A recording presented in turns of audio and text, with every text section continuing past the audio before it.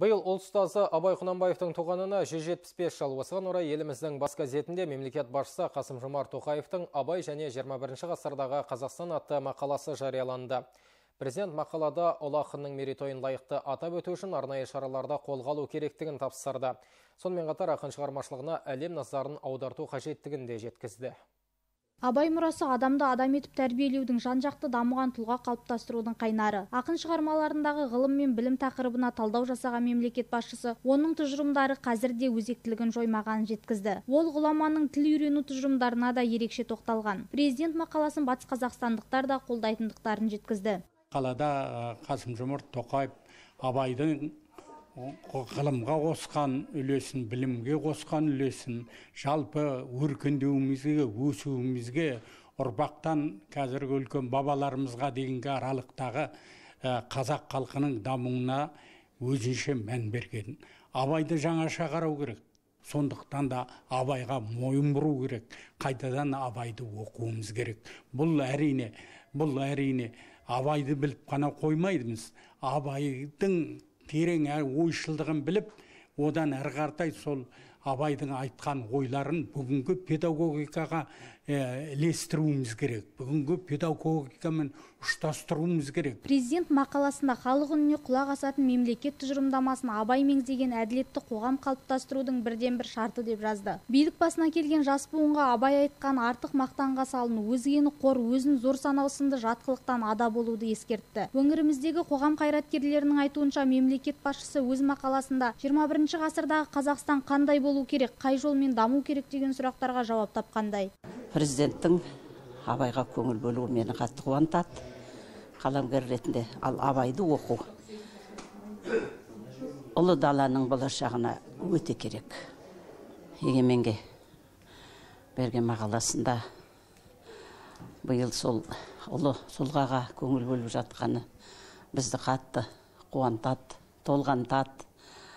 Алдымен мәдениет керек, алдымен сана керек деп қаламгерлер қашанда айтты, сол айтудан жаңылған жоқ.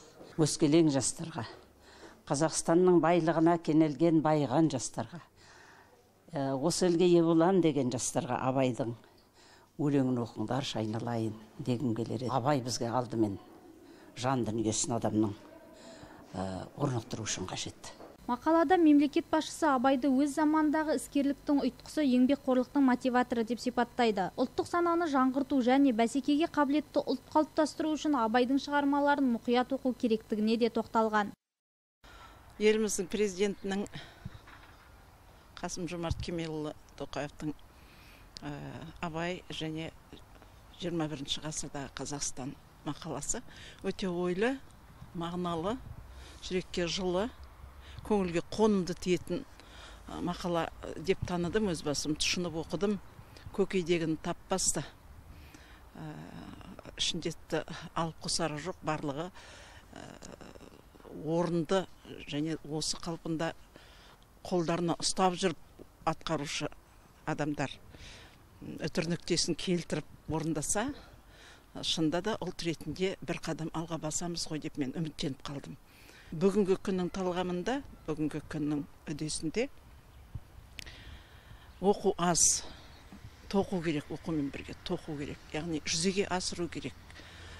Сол ана мақаланың ішінде өте орынды айтылған Абайдың сыны сындарлы сын, санамызға сол Абай сәулесінен жарық түсіру, осындай ойға жетелейтін үлкен мақала. Оны жүзеге асырсуға біздер бәрімізде атсалысуымыз керек қой деп ойладым.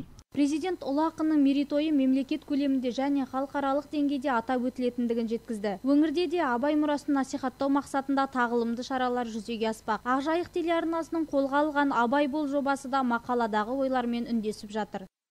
Президентіміздің мақаласы бұл үлкен серпін.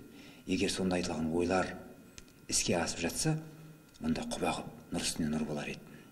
Абай туған өлкені, өңірді, Семейді көтерсе, мәртебесін лайқаттаса, тіпті жақсы болар еді.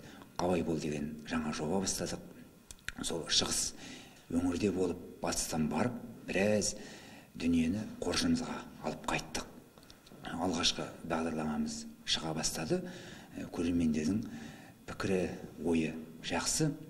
Абай шығармашылығы уақыт озған сайын дәуір талабына сай әр қырынан өсіп өркендеп отыратын асыл мұра болып ұрпақ санасында орын алады. Ажаргүл Әлиева, Дастан Бижанов, Айдос Қисымов, Ақжайық телеарнасы.